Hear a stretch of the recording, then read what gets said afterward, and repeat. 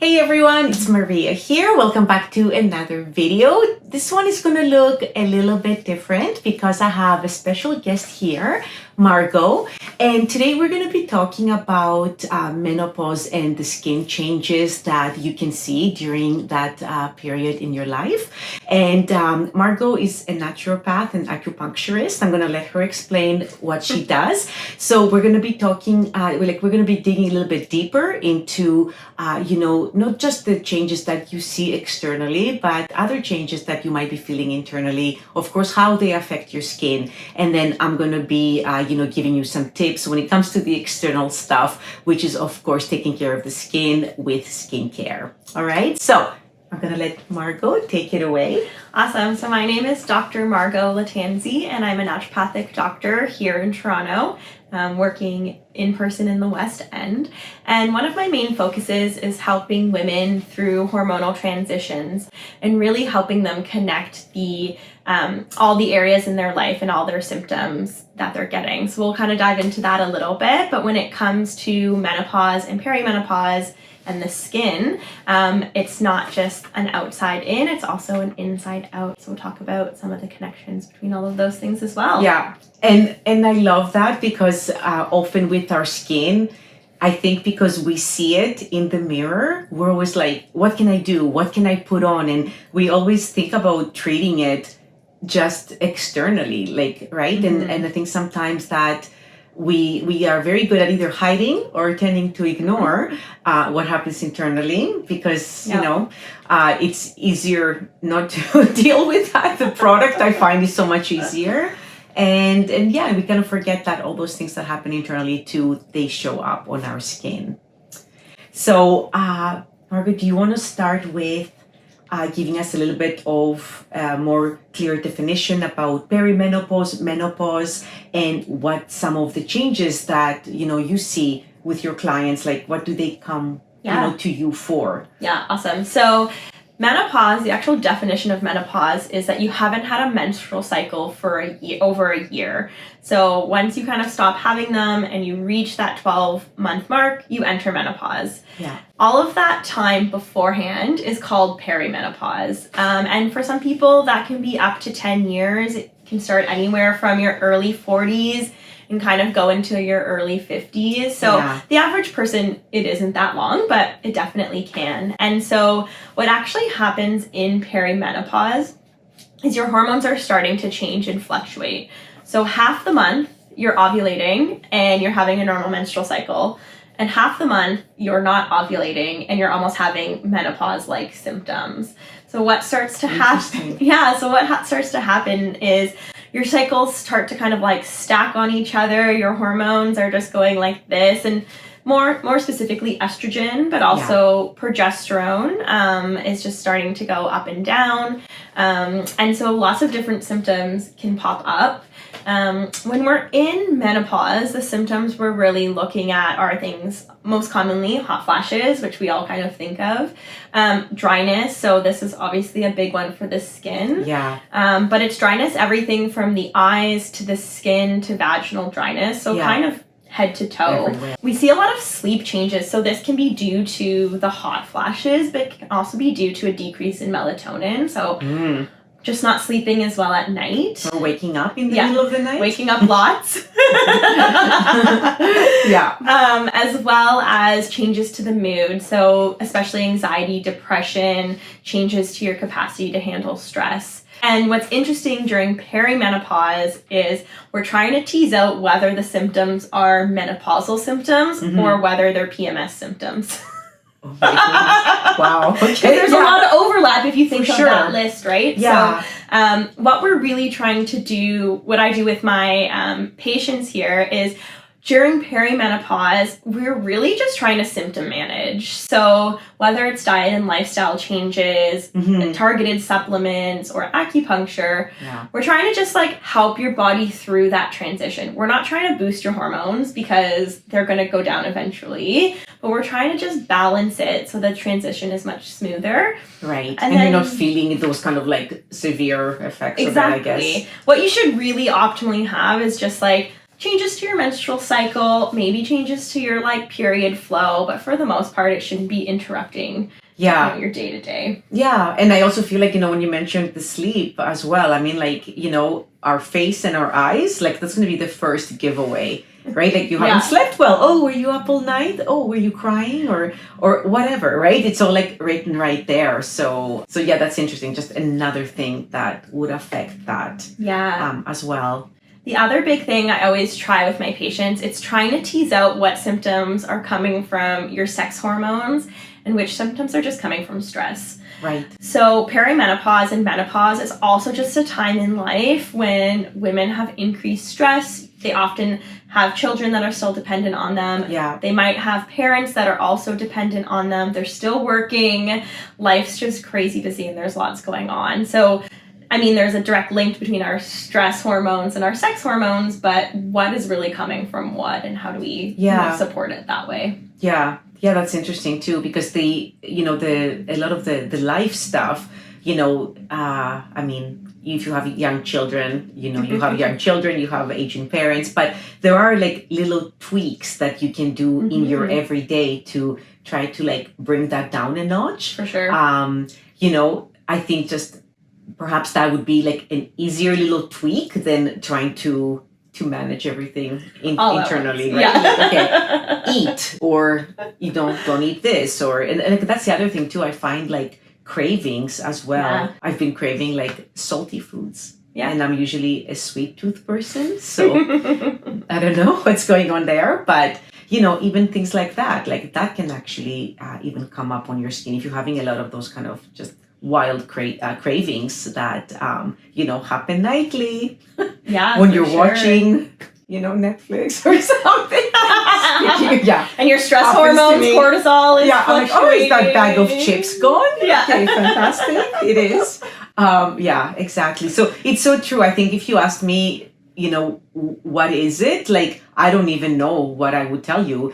I think actually even my husband the other day, I was kind of like, oh, like, where are the chips? He's like, oh, are you like PMSing? I'm like, I don't know if I am. I have no idea, but I'm just, Yeah. So it's interesting too that you made that distinction, because I think most of us would right away be like, oh yeah, like I'm PMSing. That's why I'm craving that, right? Like, so do you want to give us a couple of scenarios of, what it is that most women come to you for?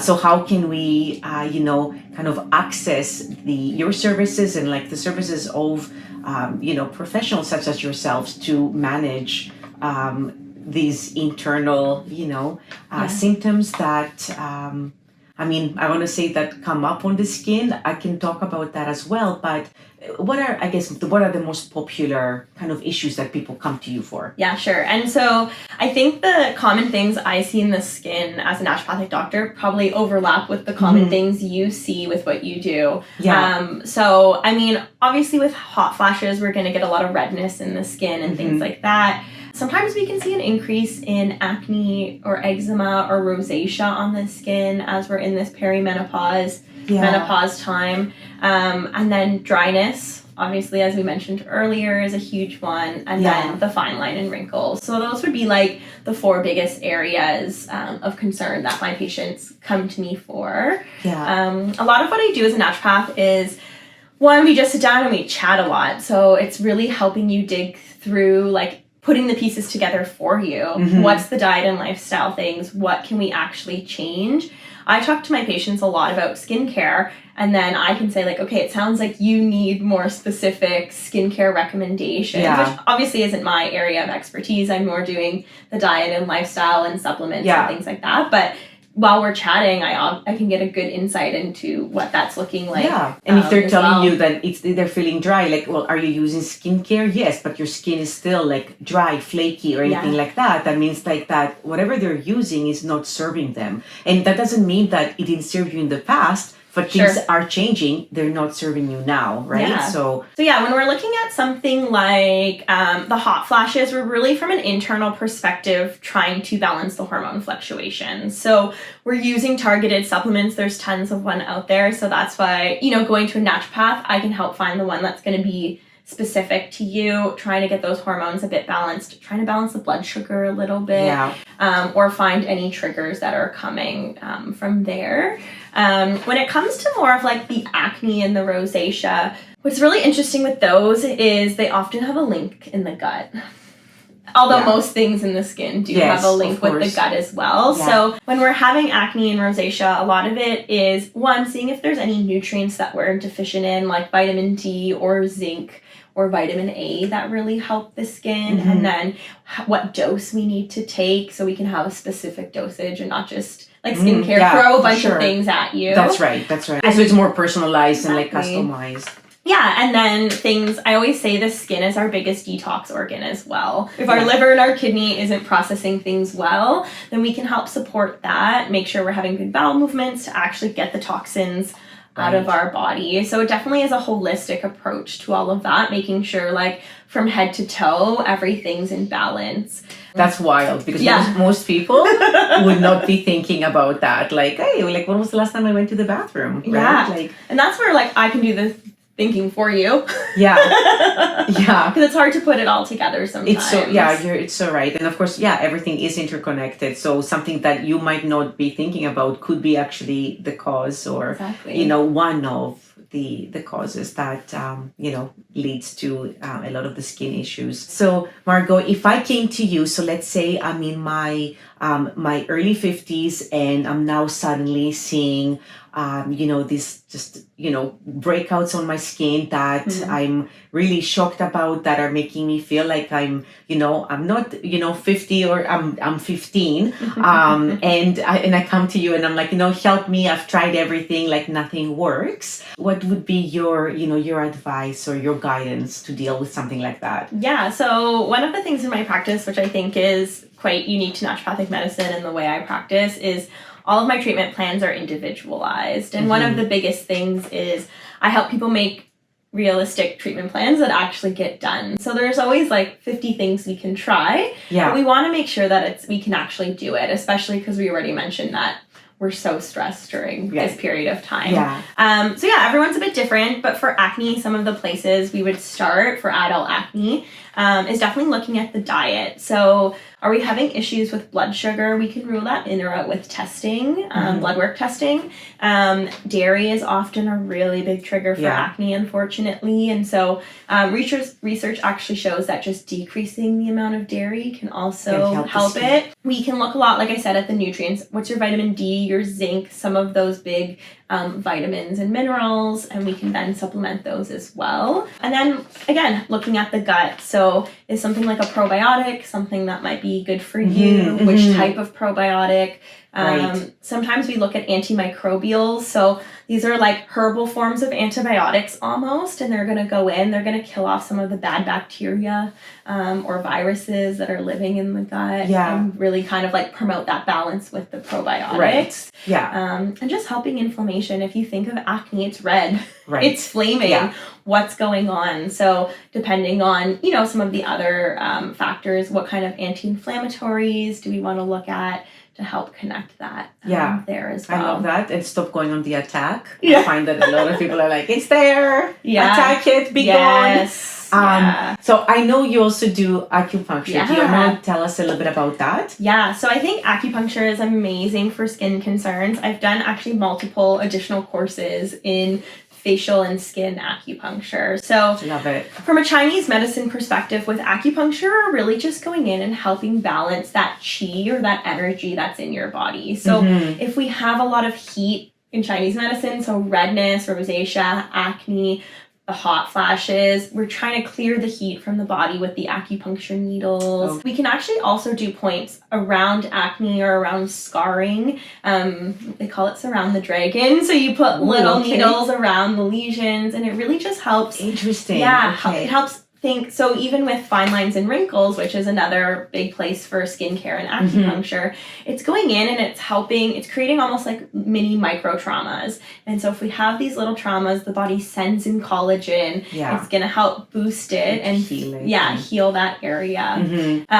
With facial acupuncture, what's cool as well is it's not only targeting the collagen production, But it's also going in and helping the muscles. So it's helping strengthen any of the weak muscles or relax any of the tight muscles, which is often why we get wrinkles in the first place. Yes. And a lot of times people don't even know that they're doing it. People don't know that they're, constantly frowning or, I love that. And, I'm sure you've heard the saying, that beauty starts in the gut. It does. So I've had acupuncture for, I guess, just beauty service from beauty purposes. Yeah. Some years ago when I first kind of tried it, and I was like very much into it, and they did a lot of stuff actually around my stomach. Yeah. Right? Because I didn't so I totally understand if there's actually, lesions or things you want to target specifically. But I know you mentioned before about the connection between, so someone could come in for, let's say, I don't know, beauty, acupuncture for beauty purposes, let's say, and then you would kind of target points. All over the body, really. Okay, yeah. And I would even say you could call it like acupuncture for vitality. Oh, I love that. Vitality, yes. Yeah, right. We're just trying to boost the body and balance the body. Yeah. Like in Chinese medicine, our body can heal and recover when everything's in harmony, right? So the points might be on, your feet or your ankles. They might be on your legs. They might be on your hands. But they might actually then be helping the skin. Right. Yeah, it's so true. It's so true because I think a lot of times that when we think about facial acupuncture or acupuncture for vitality, I think we think that we're going to have all these needles here, and that actually might not be the case. They could be elsewhere on the body because that's what targets. And I know we mentioned stress before. So stress is a big trigger for most of these symptoms. So even with, acne or the fine lines and wrinkles or the being tired, when we have that stress, it's just going to make everything worse. So the acupuncture also is just really relaxing and actually calms your nervous system, puts you into that parasympathetic or rest and digest state. So it can really help you build and better cope with what's going on. Right. It's interesting. Like stress is such a big factor for so many different, different issues. So it's definitely all the little things that we can do to manage that, right?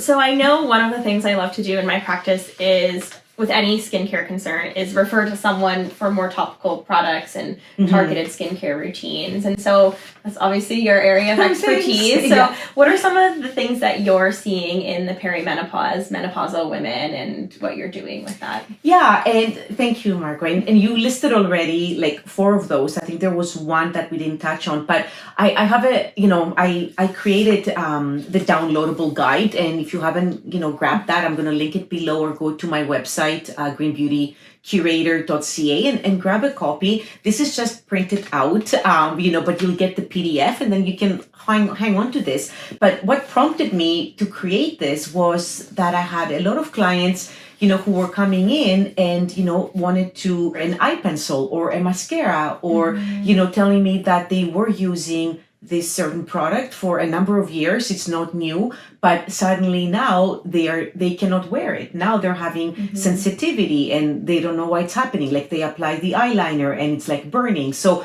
it's very interesting. So that kind of just prompted me to start digging deeper into like why is that happening to them now? Sure. If they've been using it for 15 years, like what has changed? And I give them like a whole quiz. What else did you change? Did you change the eye cream? Did you change this? Trying to figure it out. And I think that's for me, because I don't come from that academic background, I had to also learn like what could it be and just do research on it. So that is definitely one of the sensitivity, is the heightened sensitivity. I feel like when you're going through the hormonal fluctuations, the skin becomes more discerning. And it's like, you could use these things in the past, but okay, not anymore. I don't like it. Stop doing that. Which sometimes brings them to me to guide them as to, what should they change to? Like, what else can they be using? So the sensitivity is one. And I know you mentioned also like with the redness, you can also see that as well with skin that's just very, very sensitive. It doesn't matter what you do. So it's inflamed, as you mentioned, the redness. And it doesn't matter if it's a conventional product or not. If they're sensitive, you have to watch out for everything, including essential oils, because they could also have sensitivity to those. The other one, I think that's kind of big, and it also comes with, getting into, that certain age where we're like, oh, my face used to be nice and plump and round. Like I look at pictures of myself in my 20s and my face was so much more round. And obviously that is, because of the loss of collagen. And we're not as, plump and lifted and firm. And I feel like that is a big concern that bothers people, right?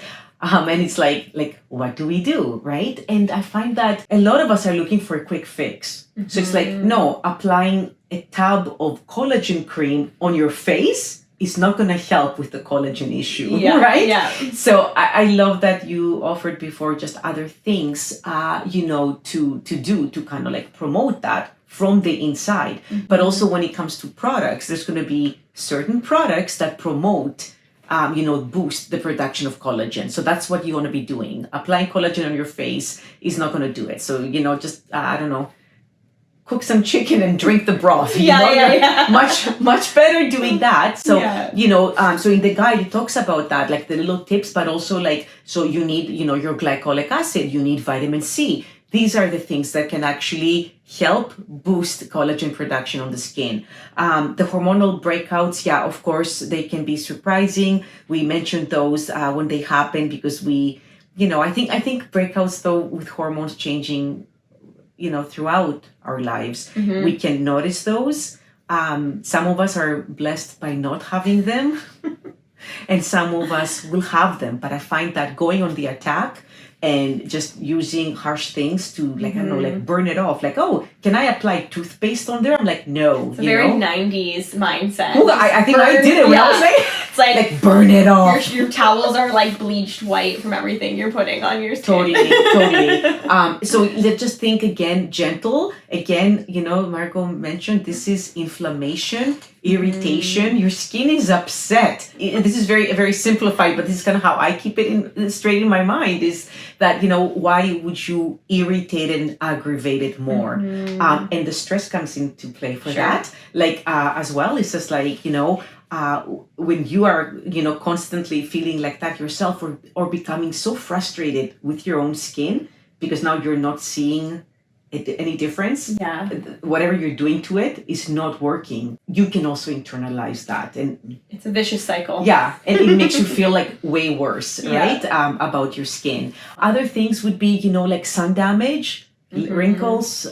Sun damage can also be, dark spots, discoloration, and the damage is in such a deeper level, but that it didn't happen now. It happened when you were 25 and you're, I don't know, on your trip to Europe and you didn't use any sunscreen. That's when it is. And now, yes, exactly. I was lathered with baby oil in the 80s. Oh yeah. So, and then my mom would line us up in the bathtub, 3 girls, and smear Greek yogurt on us because we were so burned. Oh my gosh.